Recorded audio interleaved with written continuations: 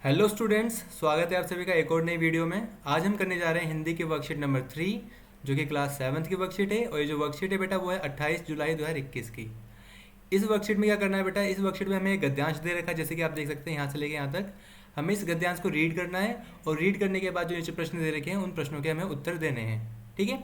यहाँ पे लिखा भी है, देखो, निम्नलिखित गद्यांश को ध्यानपूर्वक पढ़कर नीचे दिए गए प्रश्नों के उत्तर लिखिए। ठीक है। यानी हमें इसको ध्यान से पढ़ना भी है और पढ़ने के बाद जो प्रश्न लिखे हैं उनके हमें उत्तर देने हैं।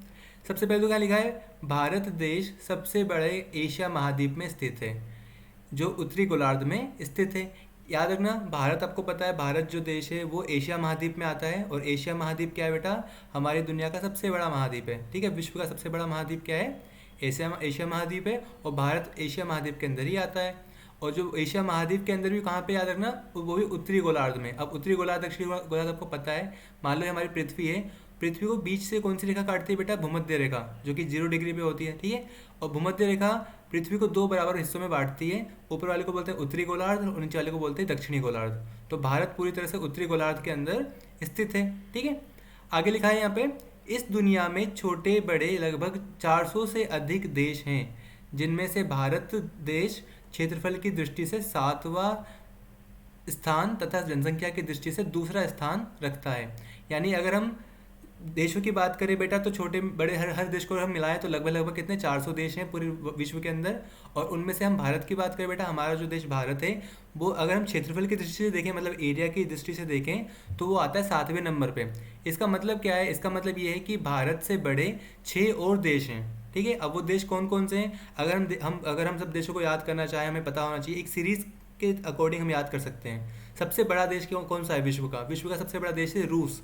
ठीक है। इंग्लिश में रशिया बोलते हैं उसे। तो सबसे बड़ा देश क्या है बेटा, रूस है। यहाँ लिख लेते हैं। उसके बाद रूस के बाद जो दूसरे नंबर पे आता है बेटा वो है कनाडा। हिंदी में कनाडा बोलते हैं और इंग्लिश में कनाडा। ठीक है। उसके बाद फिर तीसरे नंबर पे क्या आता है बेटा, संयुक्त राज्य अमेरिका, जिसको हम लिखते हैं यूएसए, इंग्लिश में लिखते हैं यूनाइटेड स्टेट्स ऑफ अमेरिका, और हिंदी में बोलते हैं संयुक्त, ठीक है, राज्य अमेरिका। संयुक्त राज्य अमेरिका क्या है बेटा, जनसंख्या की दृष्टि से तीसरे नंबर पे आता है। पहले पे रूस आ गया, दूसरे पे कनाडा आ गया, तीसरे पे संयुक्त राज्य अमेरिका आ गया बेटा। उसके बाद आता है चीन।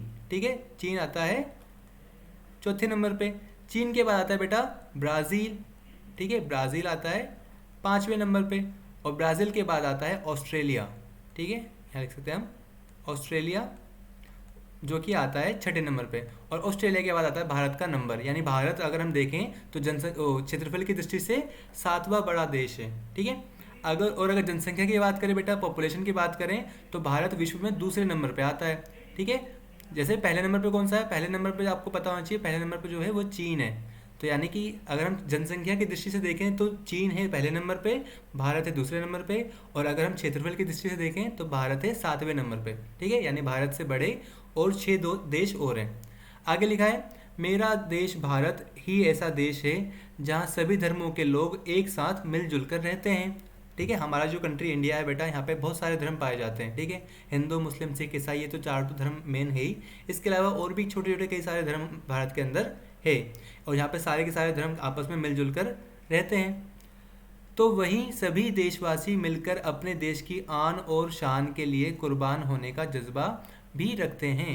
यानी जितने भी देशवासी हैं बेटा, वो देश के लिए मर मिटने के लिए तैयार हैं। ठीक है। हम देश की तरक्की करना चाहते हैं, हम चाहते हैं कि हमारा देश ज़्यादा से ज़्यादा विकास करे, और उसके लिए सारे के सारे देशवासी का अपने अपने तरह से समर्थन करते हैं।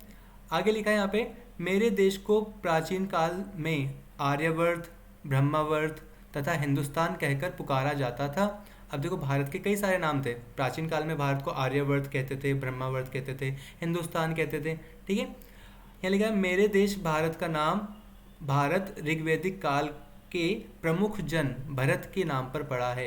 यानी अगर देखो, भारत भी एक नाम है, भारत भी इंडिया का नाम है ना। भारत जो नाम पड़ा है वो भरत के नाम पर पड़ा है। ठीक है। जो कि ऋग्वैदिक काल के एक प्रमुख जन थे। ठीक है। इस तरीके से जो भरत और भारत, चाहे भारत बोल लो, आर्यवर्त, ब्रह्मावर्त, हिंदुस्तान, ये सारे के सारे क्या हैं, ये सारे के सारे हिंदुस्तान के ही, यानी हमारे इंडिया के ही अलग अलग नाम हैं।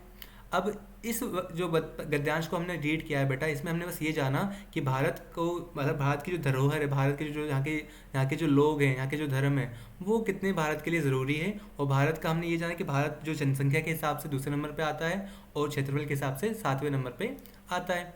अब आगे देखते हैं, यहाँ पे कुछ प्रश्न दे रखे हैं, उनके उत्तर देख लेते हैं फटाफट से।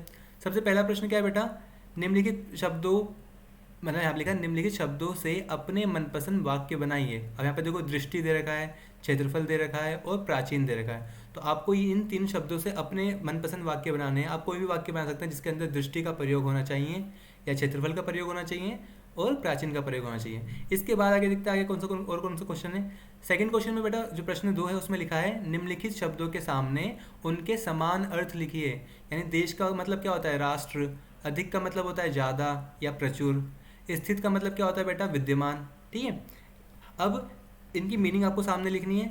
और जो तीसरा प्रश्न दे रखा है यहाँ पे बेटा, तीसरे प्रश्न में लिखा है उक्त गद्यांश में से ऐसे शब्दों की सूची बनाइए जिनको देखकर या सुनकर आपके मन में देश प्रेम उत्पन्न होता है।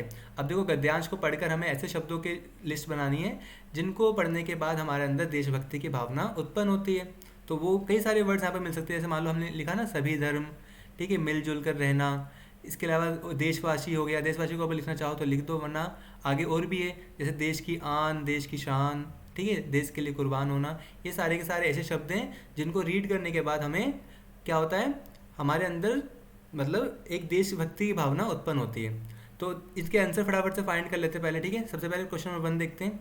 यहाँ पे देखिए जो क्वेश्चन नंबर 1 है, फर्स्ट क्वेश्चन, उसका आंसर लिखा हुआ है। प्रश्न 1 में देखो दृष्टि पर क्या वाक्य बना है। यहाँ लिख सकते हो आराम की दृष्टि से यह कुर्सी बहुत सही रहेगी। यानी अगर हम आराम को देखें तो उसके हिसाब से ये कुर्सी क्या होगी, बहुत सही रहेगी, ये लिख सकते हैं यहाँ पे। सेकंड में देखो क्षेत्रफल पे अगर वाक्य बनाना है तो आप लिख सकते हो कि राम के खेत का क्षेत्रफल श्याम के खेत से अधिक है। या आपको कोई और वाक्य बनाना है तो आप वो भी बना सकते हैं। प्राचीन का लिए लिखा गया बेटा यहाँ पे संस्कृत एक प्राचीन भाषा है। ठीक है, सो संस्कृत एक प्राचीन भाषा के अलावा अगर आप कोई और वाक्य बनाना हो प्राचीन से तो आप वो भी बना सकते हो अपने अकॉर्डिंग। ठीक है, आगे देखते हैं बेटा। प्रश्न 2 में यहाँ पे जो लिखा था कि हमें जो समान अर्थ वाले शब्द लिखने थे सामने, तो देखो देश के सामने क्या लिख सकते हैं हम, राष्ट्र। ठीक है, अधिक का मतलब क्या होता है बेटा, ज़्यादा या प्रचुर। स्थित का मतलब क्या होता है बेटा, विद्यमान। ठीक है, अब ये जो अर्थ है वो हमने को यहाँ पर सामने लिख लेने थे। जो प्रश्न 3 है बेटा उसको रीड कर लेते हैं। प्रश्न 3 कह रहा था कि उक्त गद्यांश को में से पढ़कर हमें जो ऐसे शब्द निकालने थे जिसको पढ़ने के बाद हमारे अंदर देश प्रेम की भावना उत्पन्न होती है। ठीक है, तो हम क्या लिख सकते हैं यहाँ पे देखो सभी धर्म, मिलजुल कर रहना, देश की आन, शान, कुर्बान, आर्यवर्त, ब्रह्मावर्त, ठीक है, हिंदुस्तान, ऋग्वैदिक काल आदि कुछ शब्द हैं जिनको देखकर या सुनकर मेरे मन में देश प्रेम उत्पन्न होता है। आप इस तरीके से लिख सकते हैं। आपको अगर कोई और वर्ड्स अगर ध्यान में हो तो आप वो भी लिख सकते हैं। इस गद्यांश के अंदर से होने चाहिए पर वो वर्ड्स, उसने कहा है ना कि गद्यांश के अंदर से अगर सूची बनानी है तो आपको इस पैसेज के अंदर से ही वो वर्ड्स को फाइंड करना है और उसके अंदर लिखना है। ठीक है, इस तरह से आपकी जो हिंदी की जो वर्कशीट नंबर 3 है वो कंप्लीट होती है बेटा। अगर आपको कोई डाउट हो तो आप कमेंट सेक्शन में पूछ सकते हैं इसके अलावा। ठीक है, मिलते हैं अगली वीडियो में बेटा। पर अगर आपको वीडियो पसंद आई है तो जाने से पहले प्लीज़ वीडियो को लाइक करना और सारी वर्कशीट के सॉल्यूशन टाइम से पाने के लिए चैनल को सब्सक्राइब भी कर लेना। मिलते हैं अगली वीडियो में, तब तक के लिए बेटा stay safe and keep learning.